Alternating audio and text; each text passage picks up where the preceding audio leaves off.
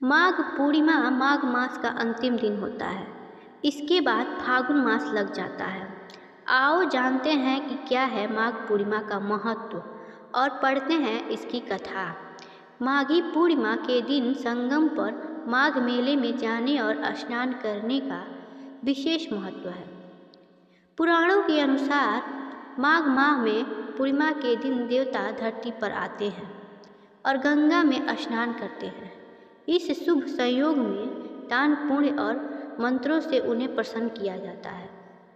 पुराणों के अनुसार माघ पूर्णिमा के दिन स्वयं भगवान श्री विष्णु गंगा जल में निवास करते हैं।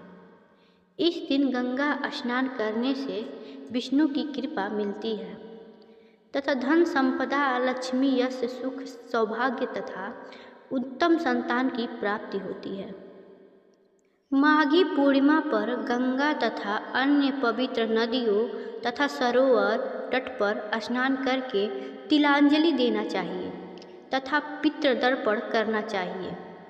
इस दिन दान दक्षिणा का 32 गुना फल मिलता है। इसलिए इसे माघी पूर्णिमा के अलावा बतीसी पूर्णिमा भी कहते हैं। दान करने से सभी तरह के संकट मिट जाते हैं और जातक मोक्ष को प्राप्त करता है। पूर्णिमा पर माता लक्ष्मी के मंत्रों का जाप करना चाहिए। इससे घर में धन समृद्धि में बढ़ोतरी होती है। इस दिन देवी लक्ष्मी जी को पीले तथा लाल रंग के सामग्री अर्पित करने से वे प्रसन्न होती हैं। प्रयाग में माघ माह के अंदर 3 बार स्नान करने से जो फल प्राप्त होता है वह फल पृथ्वी पे 10,000 अश्वमेघ यज्ञ करने से भी प्राप्त नहीं होता है। पद्म पुराण में माघ माह के महात्म्य का वर्णन करते हुए कहा गया है कि पूजा करने से भी भगवान श्री हरि को जितनी प्रसन्नता नहीं होती उतनी प्रसन्नता माघ महीने में स्नान मात्र से होती है। इसलिए सभी पापों से मुक्ति और भगवान वासुदेव की प्राप्ति के लिए प्रत्येक मनुष्य को माघ स्नान करना चाहिए।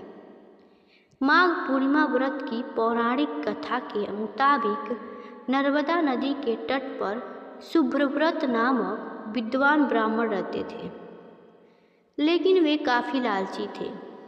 इनका लक्ष्य किसी भी तरह धन कमाना था और ऐसा करते करते ये समय से पूर्व ही वृद्ध दिखने लगे और कई बीमारियों की चपेट में आ गए। इस बीच उन्हें अंतर्ज्ञात हुआ कि उन्होंने पूरा जीवन तो धन कमाने में बिता दिया, अब जीवन का उद्धार कैसे होगा। इसी क्रम में उन्हें माघ माह में स्नान का महत्व बताने वाला एक श्लोक याद आया। इसके बाद स्नान का संकल्प लेकर ब्राह्मण नर्मदा नदी में स्नान करने लगे। करीब 9 दिनों तक स्नान के बाद उनकी तबीयत ज़्यादा खराब हो गई और मृत्यु का समय आ गया। वे सोच रहे थे कि जीवन में कोई सत्कार्य न करने के कारण उन्हें नरक का दुख भोगना होगा, लेकिन वास्तव में मात्र 9 दिनों तक माघ मास में स्नान करने के कारण उन्हें मोक्ष की प्राप्ति हुई। पूर्णिमा व्रत की दूसरी कथा। कांतिका नगर में धनेश्वर नाम का एक ब्राह्मण अपनी जीवन भिक्षा मांगकर निर्वाह करता था। उसकी कोई संतान नहीं थी। एक दिन उसकी पत्नी नगर में भिक्षा मांगने गई तो सभी ने उसे बाज कहकर भिक्षा देने से इनकार कर दिया। फिर किसी ने ब्राह्मण दंपति को 16 दिन तक माँ काली की पूजा करने को कहा। उन्होंने विधिवत पूजा करके आराधना की और तब उनकी आराधना से प्रसन्न होकर माँ काली ने दोनों को संतान प्राप्ति का वरदान दिया और कहा कि अपने सामर्थ्य के अनुसार प्रत्येक पूर्णिमा को तुम दीपक जलाओ। इस तरह हर पूर्णिमा के दिन तक दीपक बढ़ते जाना है, जब तक कम से कम 32 दीपक न हो जाएं। इसके बाद ब्राह्मण ने अपनी पत्नी को पूजा के लिए पेड़ से आम का कच्चा फल तोड़कर दिया और उसकी पत्नी ने पूजा की और फलस्वरूप वह गर्भवती हो गई। उसके गर्भ से एक पुत्र ने जन्म लिया जिसका नाम देवदास रखा। देवदास जब बड़ा हुआ तो उसे अपने मामा के साथ पढ़ने के लिए काशी भेजा। काशी में धोखे से देवदास का विवाह हो गया।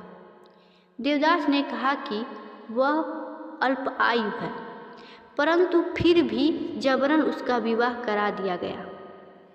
कुछ समय बाद काल उसके प्राण लेने आया, लेकिन ब्राह्मण दंपति ने पूर्णिमा का व्रत रखा था, इसलिए काल उसका कुछ बिगाड़ नहीं पाया। तभी से कहा जाता है कि पूर्णिमा के दिन व्रत करने से संकट से मुक्ति मिलती है और सभी मनोकामनाएं पूर्ण होती हैं। धन्यवाद।